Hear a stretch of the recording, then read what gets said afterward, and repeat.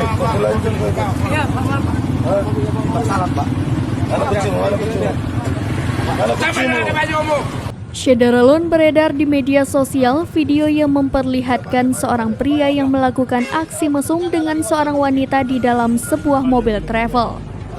Kejadian itu terjadi di Jalan Lintas Sumatera, tepatnya di Kelurahan Simpang Tiga Pekan, Kecamatan Perbaungan, Kabupaten Serdang Bedagai.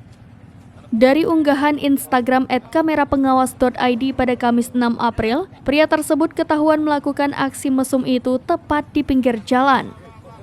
Aksi tak terpuji yang dilakukan di bulan Ramadan itu pun membuat geger warga di sekitar kejadian. Adapun kejadian ini diketahui saat petugas kepolisian dan Polsek Perbaungan sedang melakukan patroli rutin pada bulan Ramadan. Mengetahui adanya aksi mesum di dalam mobil, petugas kepolisian bersama beberapa warga langsung menggerebek kedua pasangan bukan suami istri tersebut.